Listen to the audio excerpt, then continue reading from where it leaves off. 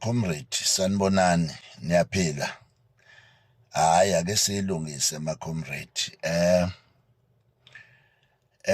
Sisenkingeni enkulu ye-MK Labour Desk. Asikwazi ungayikhulumi. Akunandaba futhi ukuthi sithukana kanjani ngoba abantu abangafundiswanga nabangakhuliswanga ngendlela inhlambi lula kubo. Thina-ke asikhuliswanga kanjalo and ukuthuka umuntu omdala it doesn't endorse ipolitiki nokukhulula kwabantu bakulesi sikhathi. Ngiyazi ke yena ipolitiki senhlambeni sekuthukaneni angithuki umuntu. Bafowethu ngifuna ukubeka kucace. Whoever osebenzise i-MK Labour Desk uqola abaqashi uzoboshwa. Ngikusho lokho ngesibindi esikhulu kakhulu futhi uma uthi uNgcobo naye uyingxenye yabantu abaqola abaqashi, hayi kuzofanele naye aboshwe. Lokho ngizokwenza futhi kuzoba buhlungu kakhulu ngoba angizukudlala namuntu ngoba njengamanje I'm sitting with ama-fine, not ama-fine. Ngiphethe ilokhuze lana i-order yenkantolo engibizele enkantolo mhla ka-14. Ungeve ukuthi ngazi into noma eyodwa eyayenziwa i-MK Labour Desk ngami.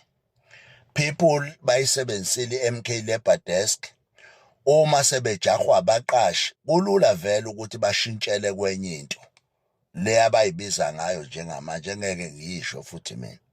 Kodwa I want to tell you, whoever obekade edla imali yabaqashi uzongena ejayivini. Whoever ocabanga ukuthi ukubalekela kwenye into nokuqala kwenye into kusho ukuthi lenye into ngeke isa-exista ngama-cases akhona, uqamba amanga hlaza. Lento kufanele iqonde nje ithi ngqo. Whoever that do a corruption must be arrested. Lapho nje noma ungathi uNgcobo unjani, I don't mind. And I don't mind ukuthi uthi mina ngihlangane nabaqashi. I don't mind to do that. But engikubuke kakhulu bafowethu nenza umonakalo omkhulu ngegama le-MK Labour Desk. Niwenzile ningayirejisteli i-MK Labour Desk, yonke into ibuyela manje ofisini lami. Le yaka-Checkers ebekade ngigijima nabantu beyithuthuthu. Abantu beyithuthuthu nithathe u-20,000 rand.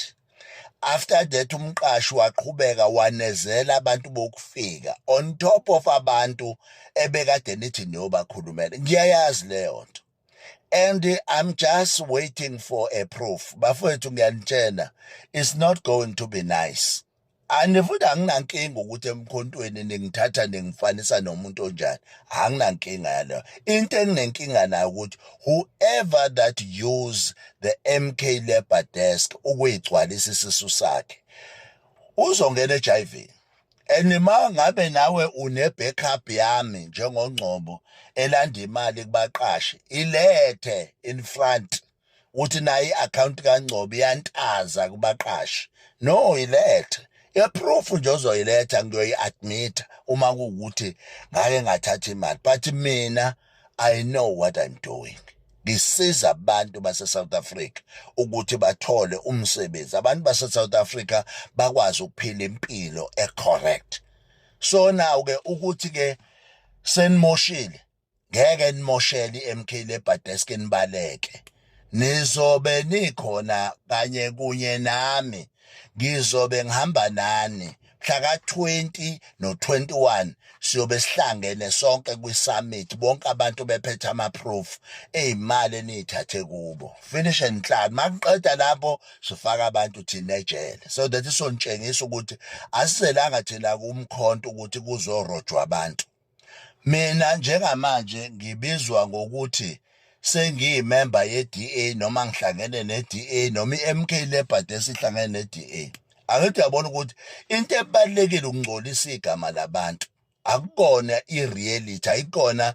Qale kwathi wangixoshiwe ngatshena nina ngathi animtshene lothu ungixoshile anginike ilokuziletha noma nani anikeze iletha angixoshe ngayo yake yaqhamuka cha kwaphinde kwathi uNgcobo ucorrupt ngathi mina bring the proof ye-corruption kaNgcobo cha so akusho lutho ukuthi niyangimemeza lapha ku-Facebook ayisho lutho leyo nto kimi and ayisoze yasho lutho kodwa nina nginifuna nephakathi ey'tokisini noma ngabe kuthiwa nomkhonto noma bethiwa niwona umkhonto but I want you ukuthi nibe lapha phakathi kuphi ey'tokisini so that nizofunda nifunde into ecorrect ukuthi awukwazi ungcolisa igama lomuntu ngoba ufuna ukwenza wena icorruption.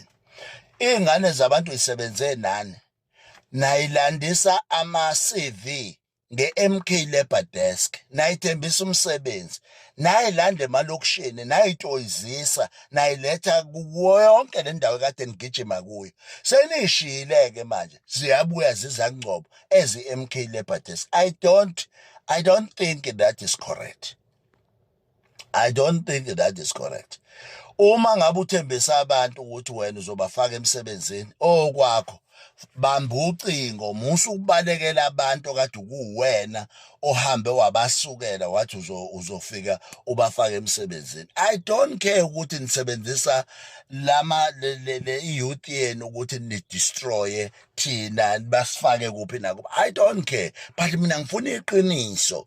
Iqiniso kelimbi ngoba liyasala lodwa abantu babaleke kodwa lona babuye futhi babuyele eqinisweni. Ngiyafuna ijustice kulento ngoba nilingcolisile igama lami and I'm going to open cases kukhona abangi-attack-e individual.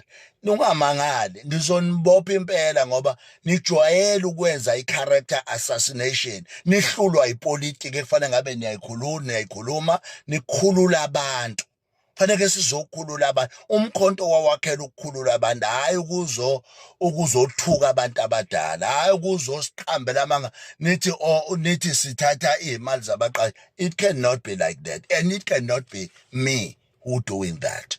Whoever ukutshela ukuthi uNgcobo is taking money awumtshela ukuthi akakulethele iproof khathi uzobona ukuthi sikhuluma ngani. Angeke sivume ukuthi sithukwe izingane ngoba nakho zisemkhontweni ezinye ngoba nakho ezinye zikuphi nakuphi bese kuthiwa kuzoba business as usual. It cannot be a business as usual. Laba bantu nje ngiyabanikeza 7 days bazoxolisa. Ofisini lami bangene baxolisa uma bengafuni ukuxolisa futhi bazoxolisa public. Angifuni baxolisa ofisini lami kuphela public lento akade bezisho ngoba I'm going to nail them. Yangithola I'm going to nail them. Ngizonifundisa nina ngoba nisebancane ukuthi ipolitiki akukona ukuthuka abantu abadala. Ipolitiki akukona ukubiza abantu abadala ngamagama. Ipolitiki akusikona ukuthi lento eniyenzayo nje is nothing to do with the politics. But nina niyasetshenziswa ukuthi nithuka abanye abantu ukuze labo bantu abanithumileyo bakwazi ukusurvive kwepolitiki. Hayi ke not mina hambe egcineni la kimi. Bafowethu that's what I want to do. Ngizonenza le example. Ngiyanitshela laba beyithuthuthu abagcina ngifuna ukuntshela akho mazayizayi aphuma njengoba kugijinywa lana nje instead kusatshiswa abaqashi kulandwe imali kubaqashi. Umfakazi walokho abantu abasayibambi ingcinge kade bethatha ama-CV enu abasayibambi ingcingo. Yini bengasayibambi baphi njengamanje? Ama-cases aka-Checkers basakhala abantu baka-Checkers laba beyithuthuthu kugcwele abantu bokufika sebeze ba-edwa-ke ngoba seniyithathile imali yabo. Ngeke sivume leyo nto. Mina ngilanda abantu kwi-EFF ngoba ngithi bazosebenza i-MK Labour Desk. Le nto eyenzakala akuyona le engangiyazi akuyona le futhi engangithi izokwenzeka. Angeke-ke la sivume kwenzeke kanjalo noma ningangibiza nge-DA it's okay. But mina ngizokwenza nje into eyodwa i-example nizoze nifunde ukuthi ayenziwa into ngobugebengu. Amandla.